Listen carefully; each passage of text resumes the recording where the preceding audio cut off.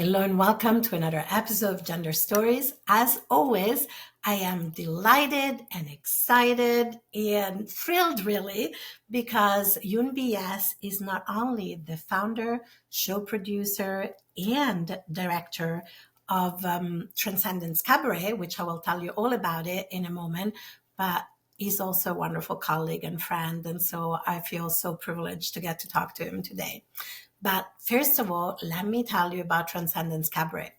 Transcendence Cabaret is an amazing troupe with some of the best well-known and up-and-coming artists in the Twin Cities.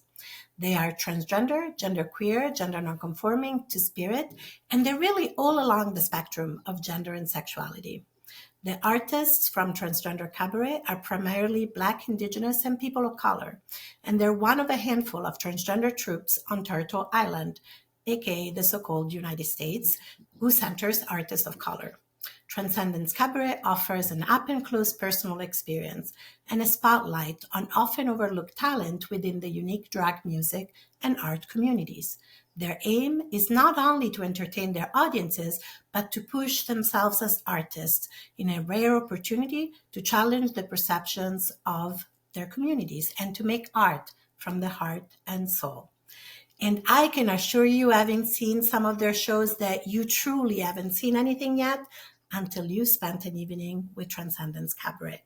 And they invite you to join them each month in a constantly evolving show. And if you don't live in the Twin Cities, don't worry, because I believe that their shows are also still being live streamed. And so you can join from really anywhere as long as you can be up at that time. So anywhere on the globe. So if you're ready to go above and beyond the binary, I really encourage you to watch one of their shows and let Transcendence Cabaret be your guide.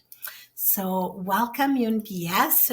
You are the founder, show director, producer for Transcendent Cabaret, and I'm so grateful that I got to talk with you today. Welcome. Oh, thank you, Alex. It's so good to see you. Oh my gosh. Yep.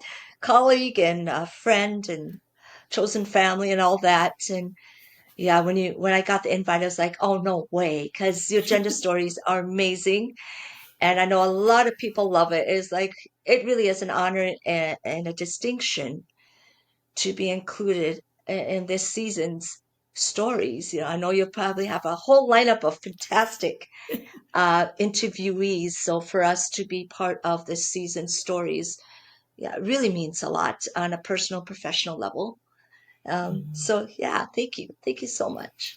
I feel much the same about you making time for this. I know you're like really busy, not just with Transcendence Cabaret, but with your day job, your community organizing. And I feel like my invite was much overdue. And so I'm excited to talk to you about your troupe.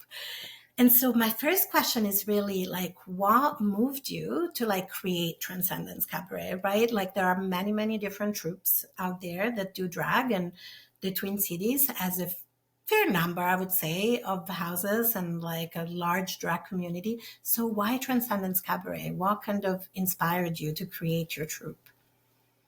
Right. Well, when back in 2016, 2017, I did a fundraiser. So I, at the Mhm. time, and am now part of the Imperial Court of Minnesota, which is a nonprofit organization, part of the Imperial Court system, an international system nonprofit. And we do fundraising, right, for the community and for nonprofits in the community. And prior to that, there really hadn't been two things. One, a show for specifically trans, non-binary, two-spirit organizations, nonprofit organizations to raise money Mhm. for them through the Imperial Court, at least in Minnesota. And two, that featured all trans artists. And that's a key, right? So we had this fundraiser, first of its kind, really, in the Imperial Courts here in Minnesota, raised a lot of money, and it was all trans artists, not one cisgender drag or burlesque artist. And one of the things that we often say, and this is, of course, I think, as it should be a holdover from, let's see, uprisings and community activism work, Mm-hmm. and from the 80s and the 90s, the days of the AIDS crisis, when Yeah. it's give us our bread and roses now. That's an old quote. But give us now. Don't wait till we're dead and say, oh, Absolutely. get the accolades. We don't, that's not helpful. And I got to thinking about all of that. And as always, you stand on the shoulders of the giants before you. So I stand on the shoulders of my transcestors, as we coined that, right? Mm-hmm. Marsha P. Johnson, Silva Rivera, the people who in Stonewall and Compton Cafeteria, the uprisings then of our Mm-hmm. trans brothers and sisters and siblings, and primarily people of color, Yeah. especially Black and Brown, who led the whole, fight against homophobia, transphobia, and all of that, and brought about pride. So Mm-hmm. to stand on those shoulders is humbling, and to carry on that work is important. So after that fundraiser, I was like, oh my God, this is amazing. We should have more of this. I'm like, going, well, why don't we have more of this? Mm-hmm. So in 2017, I approached the then managers of Lush and said, hey, would you be interested in us having a monthly show featuring all trans artists and primarily Black, Indigenous, people of color artists, primarily, and then, of course, some white artists as well, but all trans. It's an all trans Mm-hmm. troupe, period. I'm not interested in centering cisgender at all because dominant society Yeah. always centers cisgender.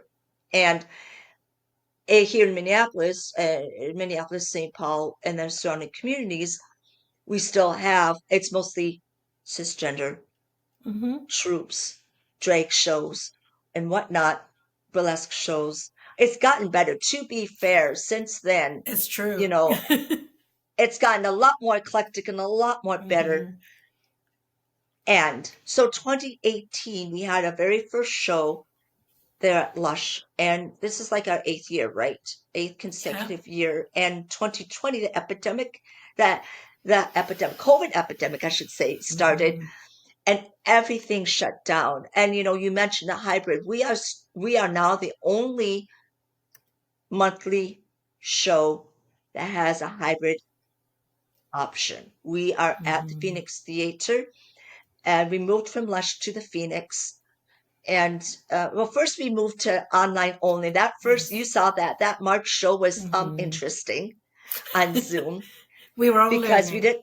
didn't we didn't know what we're doing, and technical things abound. And then we got lots better, and then we moved to Phoenix. Eventually, we were at this small, very intimate little place called the Midnight Theater, Mm-hmm. which is really amazing. And my friend ran that, and then they could no longer be there. It's like, now what? And I chose Phoenix because it had built-in streaming capabilities. So Mm-hmm. now our monthly shows at Phoenix are streaming, and it's still mandatory masking. So in person's mandatory Mm-hmm. masking, no exceptions. And then we have the streaming on our YouTube channel, where, like you said, anywhere in the world, people can just subscribe. They get a ticket, they get an automatic link, and they can come in person with a mask, or they can go online and they can stream. But Mm-hmm. go back to your original question, is we started because representation is important, because BIPOC representation is important. When you have the intersectionality of BIPOC, trans, non-binary, and especially two-spirit, a representation within the artistic community back in 2017, 2018, that was scarce on the ground. Mm-hmm. And so I really wanted to center our communities that way and start a troupe that was really revolutionary in their cities at that time. And now it might be like, oh, this is old hat. And again, people standing on our shoulders saying, oh, Transcendence is there. Well, then we also, and it's like, absolutely, let's expand beyond. So it's more common, right? Now it seems more common. Mm-hmm. Oh, we have troupes reference people who are within the trans community. No one blinks an eye. And I'd like to hope that when we started in 2018, my goal was to make that less of a singular thing and more of a common occurrence. And if it's more common occurrence now, then we did our job. Absolutely. You know, when you were saying like it is more common now, and I was like, and you were part of that change. Like you, I really believe that at least in the Twin Cities, Transcendence was very much part of that change, of that shift towards, giving opportunities as well, because it's not just about the representation, it's also the opportunities for growth, right? I love what it says in the bio for Transcendence Cabaret, that's also about pushing kind of artistic expression, right? And I would assume that for a lot of Black, Indigenous, folks of color who wanted to enter the drag scene, and then on top of that, trans, two-spirit, gender expansive, non-binary, there would have been multiple barriers to access traditional drag scene. And so I'm also curious about, having a space like Transcendence is also a place for mentorship and like an entry point for artists, right? Or at least I'm assuming so. Yeah, because I had original troupe, and then as Hmm. people would be guest artists on our shows, I like to think I have an eye for it of really great Hmm. talent, and I'd ask them to join, especially BI&POC. And then after a while, these people would catch the eye of other show directors and other Yeah, house leaders, parents, and join exactly. houses. And then they'd be like, I loved my time with Transcendence, and but I'm not time to move on. It's like, yeah. I mean, I'm sad to see them go because Of it's course. family, but as parents, and you and I also parents, I think one of the big goals we want is our kids to go beyond us. Hmm. So even though this wasn't like a house traditional, but maybe it kind of is, right? Because when you think of like the ballroom scene and the houses and the Hmm. competitions, it was people bound together by chosen family and talent Hmm. and their houses and competing. And though we don't compete per se, it is, I try to do two things. One, the mentorship and the safety to do your art. So our Hmm. shows are not necessarily mainstream drag. And there's nothing wrong with mainstream drag. But if you Yeah. go back, like you mentioned the history of drag was subversive. Like you weren't Yes. supposed to do drag, you know. Hmm. And I think also, I also understand flip side where some trans people, especially trans women, be like, well, Drake is mocking us as women. It's like, oh my God, it wasn't supposed to be like that at all. And Yes. for those Drake artists to do that, you need to correct yourself because Drake really was, how dare you tell me that Yes. I can't get into female or femme presenting and do art? Or later on, mask presenting and do art. And that's still an Hmm. issue, right? Because drag kings or masculine centered art Absolutely. is seen as less than, which absolutely burns my biscuits, as our grandmas used to say, Hmm. because you don't gatekeep. Gatekeeping does not belong in a community. So to go back to the origins of drag and say, you get to interpret drag how you want to interpret drag. And if you want to do mainstream pop stuff, by all means, but elevate it, however you want to elevate that. Yes. But I encourage the subversiveness. Like if you want to do that cool, weird, funky art, if you want to do, I call it activist drag, and maybe I coined that, where Hmm. you like take an issue and you do a number out and you just expand that, whether it's around AIDS, HIV, whether it's around safe sex, whether it's around consent, whether it's around kink, polyamory, whether it's around gothic stuff, alternative drag and all this is like big now. But again, that stayed in the shadows for so long because that Hmm. wasn't drag. And I'm going to say, no, that's not true. Drag is so big.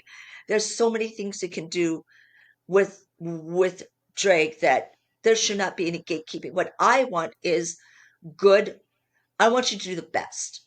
I don't want you to come and just like sleepwalk. Then this troop Hmm. isn't for you, and our shows aren't for you. You're not going to see that in our shows.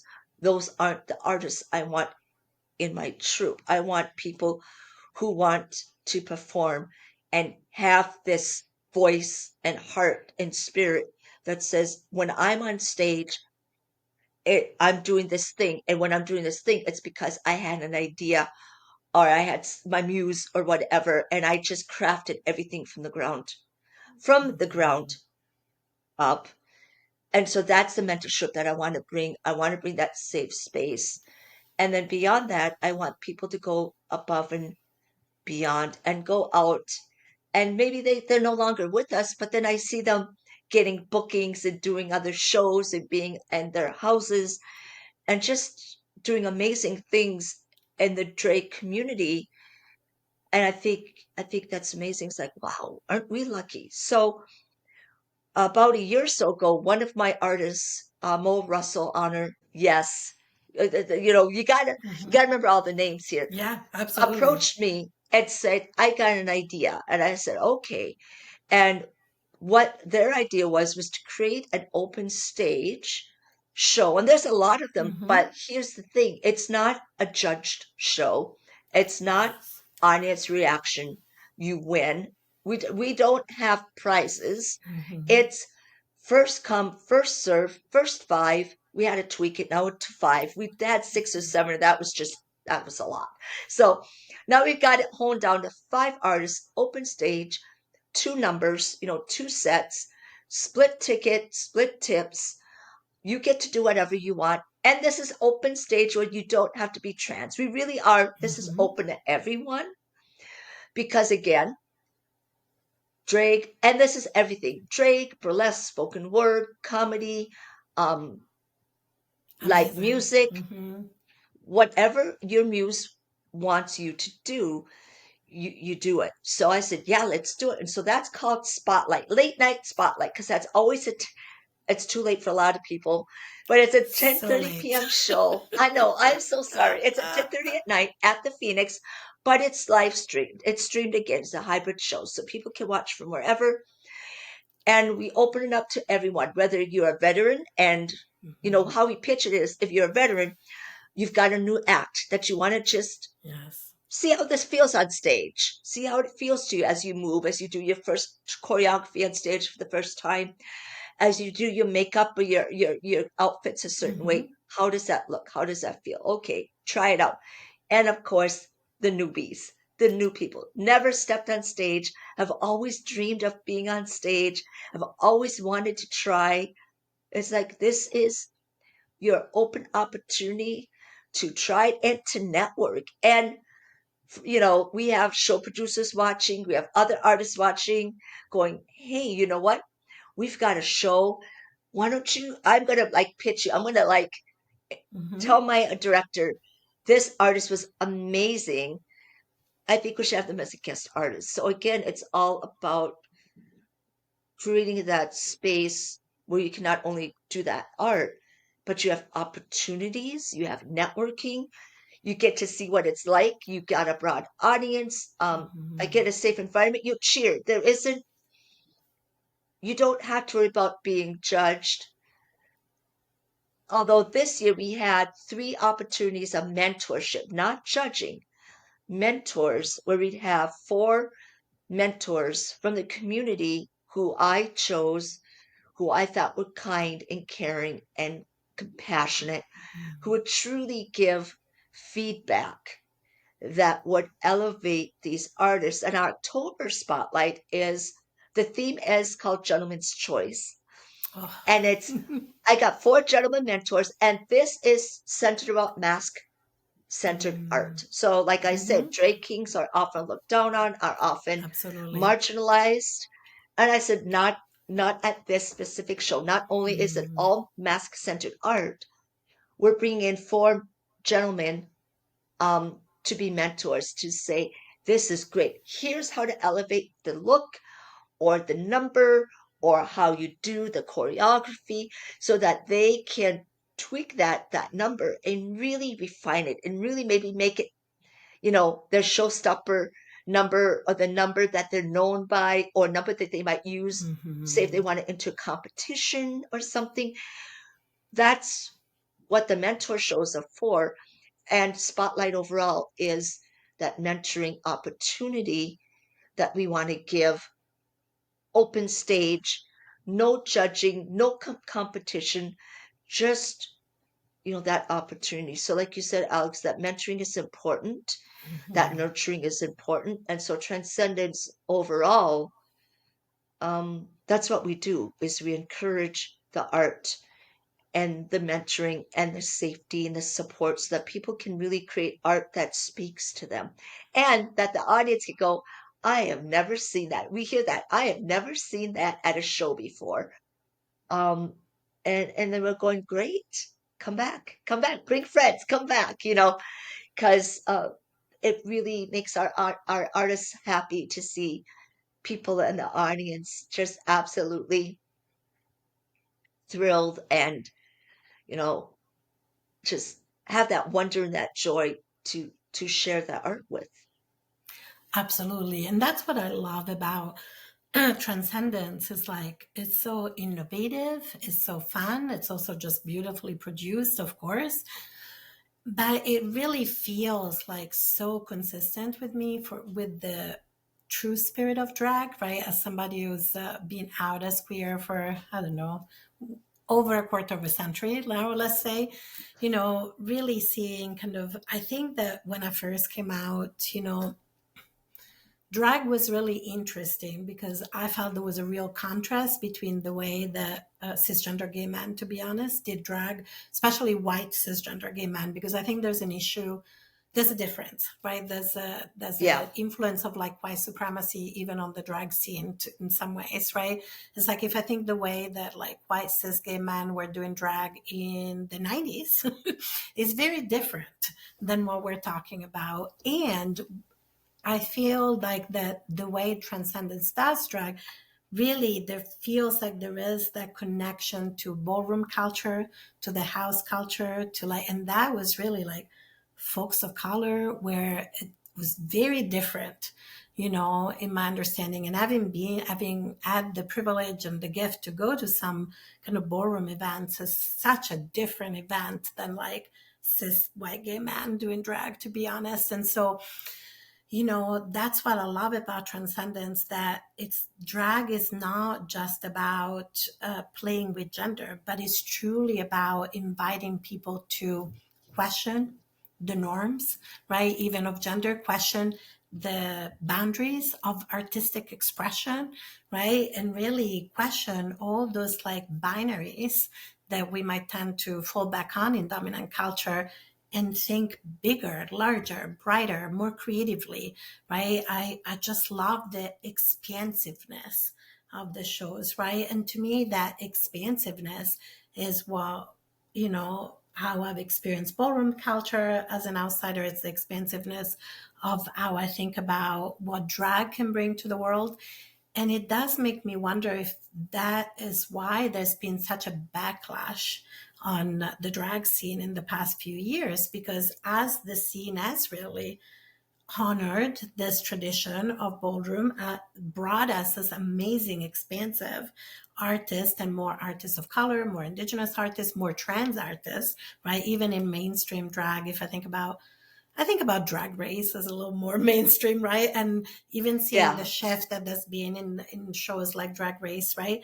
If that starts to be a threat to a system or a dominant culture that wants more constriction and more rigidity and more binaries, whereas like drag really brings creativity and possibility and expansion for art. I don't know if that makes sense or if you resonate with any of that. yeah, yeah. Because, I mean, obviously we've had this whole thing about Drake's story time, which really is Hmm. sad. Because So I've had sad. the privilege of doing Drake story time, and when Yes. I'm looking at an audience of little children and their eyes are big and wide, and I'm reading to them a story about, feeling like a crayon. There's that one book Yes. Oh, about, yes. where you have a red crayon or a green crayon on the outside and a red crayon on the inside, right? And then you finally take off the wrapper and you're the red crayon Hmm. and you're accepted, finally for who you are. Obviously, allegory, trans allegory. But Absolutely. when you read this to children, who are 3, 4, 5, 6, 7 years old, and we're talking about a mix of cisgender, it may be queer, Mm-hmm. trans Who knows? children. Sure, you see the rainbow pins and the trans pins sometimes with them, but all I see are children who are like going, "This is a cool story, and can I touch your dress? Can Absolutely. can I, can I look at can I touch your dress? Can I look at your makeup and the hair? Can I have a photo?" And it's not pushing an agenda, right? The only agenda pushing is, first of all, reading literacy and knowledge Yes. and being together as a community. And when I see all these children, regardless of race, regardless of gender, whatever, Mm-hmm. enjoying a story, that's all I'm doing is I'm sharing a story. And then we get photos and I'm chatting to them and they're asking me the best questions like, your makeup is so sparkly. Yes. How do you make your makeup so How do sparkly, you right? how do you do that? And then they want to look at my nails, so they want to try my rings. Mm-hmm. And I'm like, well, I don't understand that aid because I don't Mm-hmm. think any of these people have actually attended a Drake story time, honestly. They just they going, you're telling a story. I'm like, yeah, Yeah. And just that looking that fabulous while you do it. And that that's the that that's thing. it, Yeah. you know? And that's why I think drag is such a beautiful celebration of imagination and possibility and what happens when we're not limited by constriction, right? If I think even, my daughter, who, it has been exposed, in air quotes, to drag since she was little. I think she probably saw her first drag show when she was like 5 or 6, right? And she's in her 20s now, and I'm pretty sure she would be fine with me saying this, but I'll check in with her, don't worry, before I release this episode. And if you hear this, Gender Stories listeners or watchers, if you're watching on YouTube, please rest assured that this story is going to be shared with her consent. I will make sure I get her consent. But she's one of the most cisgender girls I've ever met. You know what I mean? Like, even my friends would tease me when they came to our house and be like, "It looks like a pink dragon has puked all over this room. This is your child," like, from this very queer household. And she's always loved femininity. And for her, drag was just this like beautiful, expansive celebration of femininity, right? And I remember after she saw her first all ages, of course, family friendly drag shows, because sometimes people don't understand that there are kind of adults only drag shows, but there are also all Mhm. ages family friendly drag shows. And so this would have been all ages family friendly drag shows. That what she was excited about was the imagination aspect, the dressing up, the performing. I remember, practicing like lip syncing and doing choreography. And a lot of that like came from like drag and seeing just how wonderful it is to just be yourself, right? And that message I think is so powerful no matter what the identities of the kids involved in Drag Story Hour, right? Because this was before Drag Story Hour was the thing. It would have been, yeah, like 18 or so years ago, right? But even just like the celebration of imagination, creativity, glitter, glamour, show personship. I don't want like to say showmanship, show personship, right? And the centering of femininity, which is traditional in drag, even though we have so many wonderful drag kings too, was what was really powerful for her, especially because there were so many masked people in her life, right? She was like surrounded by so many trans masked people and queer men. And so, drag was like, yes, all the girliness and the femininity and the beauty and the makeup and the nails and the dress and the music, right? It's fabulous. It's just fabulous, if nothing else, right? And why do we want to take that away from anybody, especially children who love imagination? I don't know if that makes sense, but Oh yeah. Well, I think you raise a good point because all ages Drake shows versus adult shows. mm-hmm. When we get an invite, and we've been lucky to be at Pride, like I think for the last three Yep. years now. I know I do the artist chat and I make it very clear. No more, Mm-hmm. no PG-13 perhaps, Yep. but nothing stronger than that with the music. No F words, none. Mm-hmm. Maybe a damn, maybe a hell, maybe a shit, but we are performing in front of a mixed audience with very small children, like 3, 4 years on up. Mm-hmm. And I Yep. always tell them we have our venues where we perform. It's adults only. We can get raunchy. We can do our show, Exactly. our R-rated, X-rated songs. We can do the adult gestures and whatnot.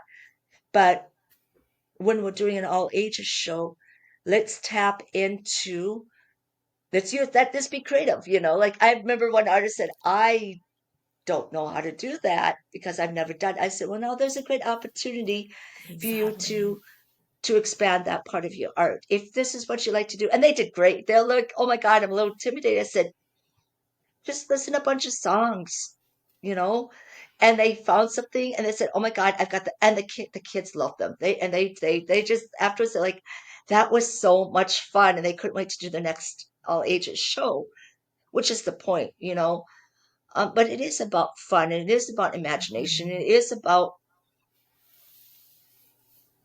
I think, as adults, we are told that we need to be adults and that we are Mm-hmm. not to be frivolous.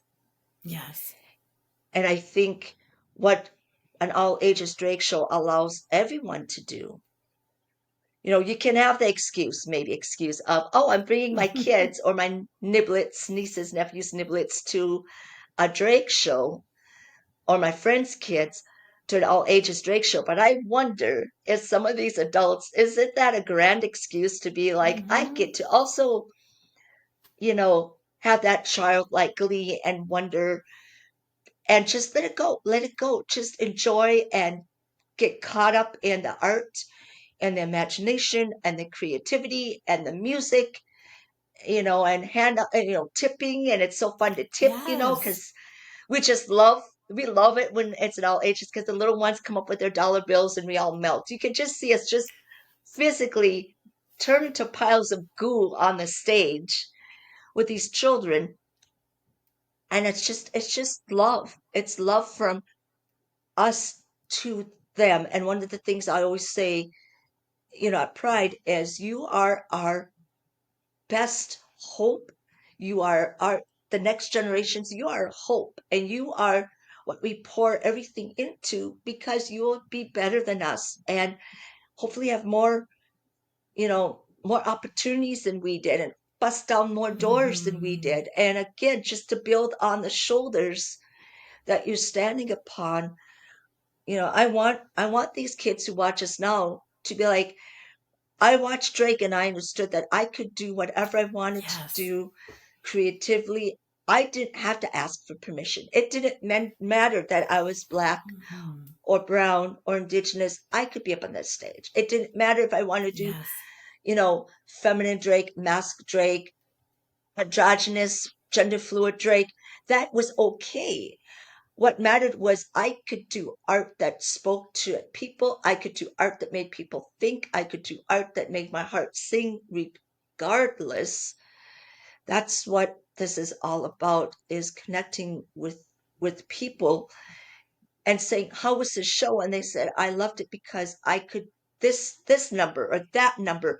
Or when your artist Mm-hmm. did this and they go, I got tears in my eyes, or I felt such joy. It's like, then we did our job.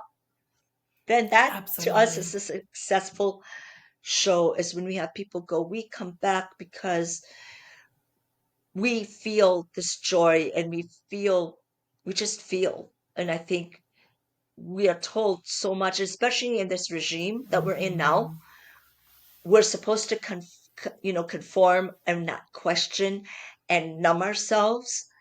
And I think really that's what they're afraid of, is I because when agree. you do art, and when you tap into art, or when you see art and you feel art, and the art is telling you, don't conform, don't give up, resist, don't give in. Support is community, support as all of us standing together. No regime wants to hear that. No Mm-hmm. fascist regime, no authoritarian regime wants to hear fight back. And it doesn't have to be violence. It can be many different ways of fighting back. And if that's the nourishment that we're giving people, you're right. We are dangerous. We should Mm-hmm. be stopped because we're giving a message that they don't want given out to everyone, to the public, to nourish, to guide, maybe to spark. And I think that's to go back to what we first started about, right? Which is what Mm-hmm. is so dangerous about drag, so dangerous about even Transcendence Cabaret. It's because we are trying to provide different blueprints of joy and creativity and resistance. And I hate saying strength because, you got to be strong. That's really hard, but Mm-hmm. strength and and networking and connection, and to provide all those different important parts um, to people who might have lost hope or are losing hope, and provide hope. You know, Mm-hmm. rebellions are built on hope. There's my geek part coming out, right? And that's true. I remember Android season 2. Oh my gosh, Mm-hmm. what a brilliant season. Like they said, they did this 3 years before. They storyboarded this 3 years before. This wasn't a 3 years now. We know what this is going to be like. God, why would we Mm-hmm. want that 3 years from now? But here we are. And Android gave that whole epic storyline about what does the empire do? What does a fascist regime do? What stories does it tell? Who does it make? Right? The victims. Exactly. Mm-hmm. And then what does the resistance do to resist that? And it's not always the big grand gestures. It's sometimes a small trickle, that steady stream. And if we are part of that steady stream in small ways, or we're seen as a big resistor in big ways, which puts a target on our backs. I'm aware of that. Mm-hmm. Oh, well. Absolutely. I love that that's where the conversation is going because in a way drag is resistance. Drag is resistance to, you know, the normativity of like is resistance to cis hetero mononormativity, is resistance to rigid gender norms, and in that way it's also resistance to colonialism, is resistance to white supremacy, is resistance to fascism. And I don't think it's an accident that kind of oppressive regimes like the current fascist regime kind of targets intellectuals, artists, trans people, drag artists. You're right. We're dangerous because we invite people to keep dreaming into possibility, to ask questions. And I always say to people, let's just think about who benefits when you stop asking questions. Like, who really benefits when we stop asking questions, when we stop dreaming, when we stop playing? Because that's the other thing, right? You were saying, like, as adults, we're told that some things are frivolous, right? Like play. And yet we need play. So drag is also a form of play and joy and just celebration and community. And that becomes a threat when we want people to just focus on producing and upholding a system that only certain people benefit from, right?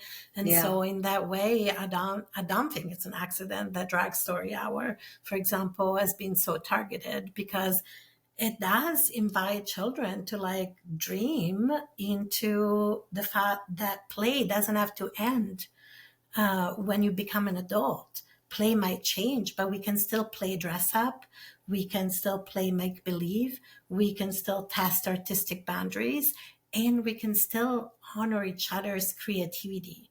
And I think drag is such a beautiful celebration of that. I often tear up at drag shows and then I feel a little embarrassed because, it's fun. It's a drag show, but it's the emotions move, and I'm so excited. I had so many thoughts when you were talking. The other thing that I love, it's also that drag shows are interactive, right? You were talking about kids coming up with their Yes. little $1 bills, right? And in a way, like, that's also teaching children the mutuality of art, right? The artist is giving you a show and you're showing them appreciation, but like clapping and making noises and participating and giving money if you can, right? To say thank you. And it's like it's not a transactional relationship. There's a mutuality for me to be at Yeah. drag shows, if that makes sense. Yeah, it sure does. I mean, the money, I mean, we're not gonna, like Dolly Yeah, said, the it takes money's a lot of good. money to make me look this cheap, right? And it takes a Exactly. lot of money to make a drag artist look Hmm. as wonderful as they look. I'm never gonna like get back all the money I've put into my outfits and the That's makeup true. and whatnot. But Hmm. that's not the point. Yes. Yeah. So, Yeah. I think there's just so many misunderstandings. So I'm glad we're talking about all of this. I feel like this is a conversation that I could have for a long time, but I do want to be respectful of your time. And you did mention safety. And so I do want to take a moment to think about, like, especially a troupe like Transcendence, right? With the centering of, Black, Indigenous, folks of color, and trans artists. you know, I'm assuming there might be some feelings of unease or concerns, maybe around safety, not only physical safety, but also emotional and psychological safety because of the onslaught of like transphobic messages and racist messages and ableist, messages and that we keep hearing every day. So how are you and your troupe and also your house? Because you also have the House of Yes. I believe you're the yeah. Zaddy house dad of the House of Yes. How are folks in your circle doing in terms of all of those safety concerns at the moment? Oh, thank you for that. I guess we're doing. Yes. I've reached out to my artists. I'm going to be writing something on Instagram the next day or so, a Hmm. statement from us, addressing the ramped up transphobic, the targeting against Yeah. trans people and the transphobic, really hateful messaging that is coming out, and also kind of like the urging of violence. Hmm. And first of all, we're not going anywhere. Our art's here to stay. So there's that. And to balance that, as always, there's the safety of my artists. So I've told my people, you get to decide if you need to step back from, I mean, the literal and the Hmm. figurative spotlight. You get to decide if this is too much for you emotionally to handle, um, because it's emotionally, it's a lot for our Hmm. communities right now, for day-to-day stuff, not to mention, oh, we Hmm. are specifically going on a stage to specifically celebrate trans art. Oh, Hmm. this might not go wrong at all, and I'm hoping nothing ever happens. Um, but my main concern is the safety and emotional and mental well-being of my artists and the my artists in my house of yes, to make sure, hey, and I do those check-ins. Are you okay? Do you need anything? What can I do to support you as your show director and producer? And I think one of the pleas I'll make to our general audience are twofold. One is, of course, to speak up, Hmm. and defend. And the other is to just come to our shows, because resistance means you're telling us we shouldn't support trans people. Well, we're going to double down and say, no, Yeah. we're going to go to the shows with trans artists. We're going to like buy tickets and tip money and sponsor shows, or be, as I like to say, the patron of the arts. Hmm. We're gonna we're gonna do that because that's really important. It's not transactional like that. We don't do it like that. Hmm. It's We're always grateful and humbled when we get that support, but safety is important. I worry before each show now. I worry Hmm. about our safety. When we perform at, say, the Black Heart, they have security. Hmm. In other places, we don't necessarily have something set in place at our monthly shows. And I've had discussions with Phoenix Hmm. Theater, and I think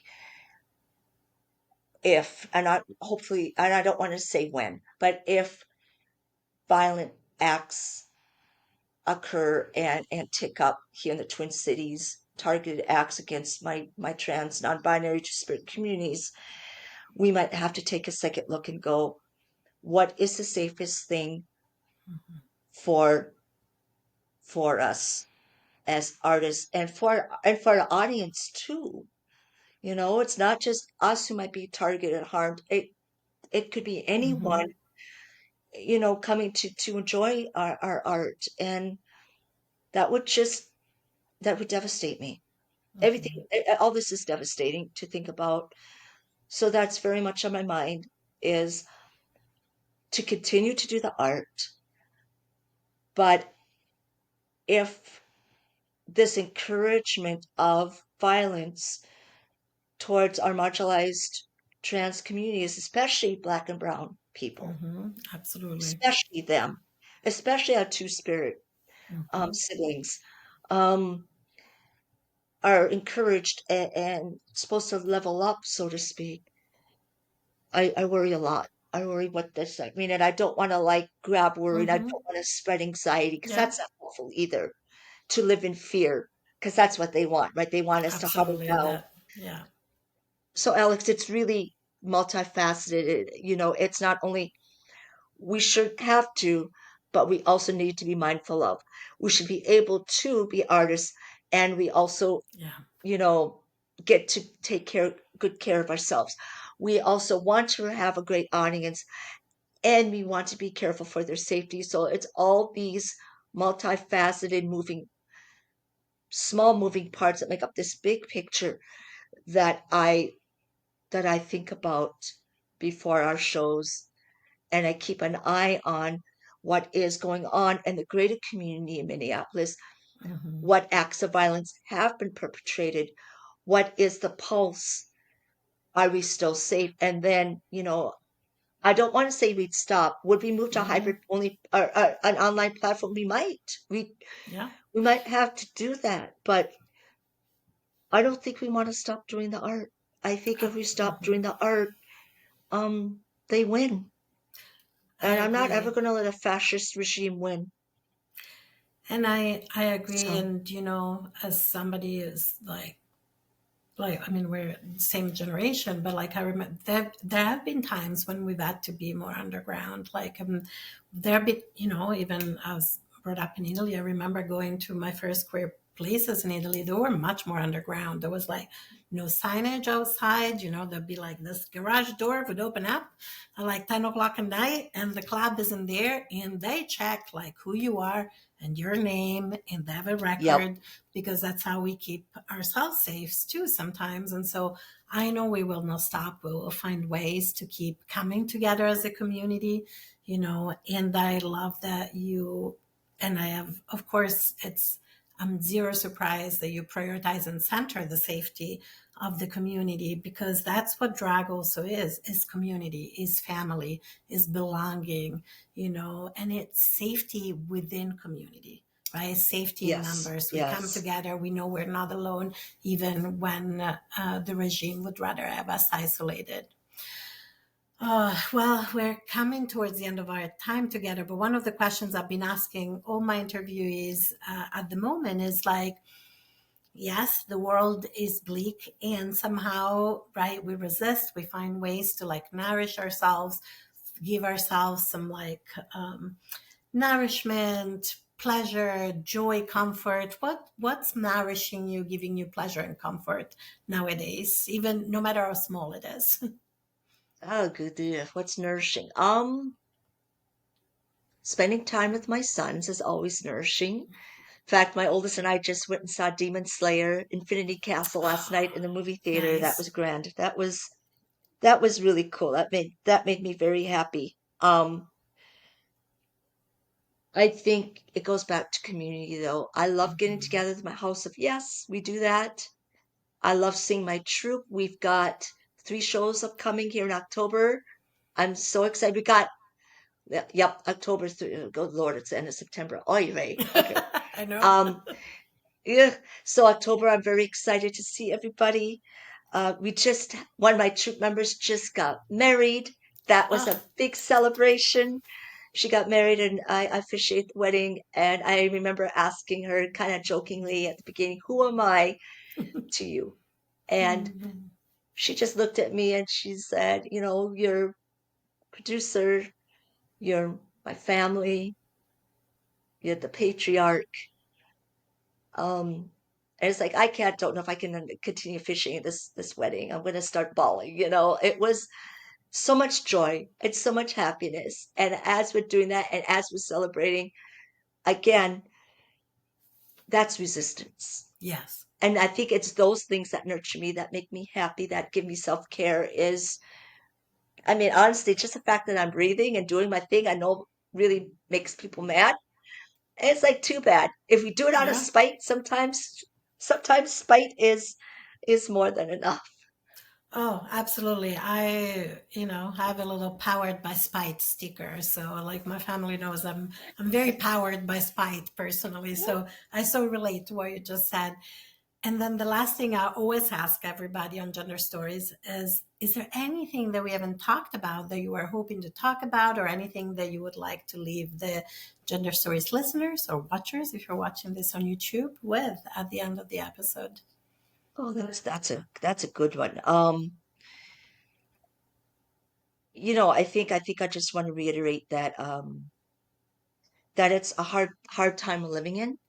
Uh, it is a fascist government. I know people might disagree, but from what I'm seeing and what they're doing, Hmm. if it's not fascist, it's fascist light, that's for sure. It's the run up to it real fast. And I want people to remember they're not alone. Yeah. They want us to divide and conquer is what they want, and they want us to despair. Hmm. And the darkest days of the AIDS crisis in the 90s, when I was losing my friends, my chosen family, when Hmm. I was going to funerals, when I was seeing the government again turn its back on us, we took care of each other.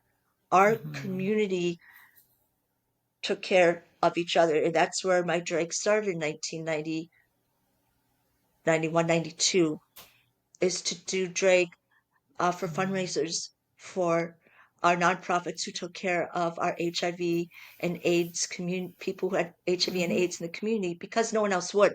So that's Absolutely. why anything I have to say is, don't lose hope. Um, Falter, but don't get back up. Don't despair. We are here. We're connected. They can't take away our joy. They can't take away our presence. They can't take away who we are. As we've said, trans people have always been here. We've been here from age millennium. We will always be here now and in the future. BIPOC, trans, everybody, our two spirit people have always been here, regardless of colonization and genocide. Maybe we should Hmm. take a page from our indigenous um, compatriots and siblings and friends and caretakers, across the globe.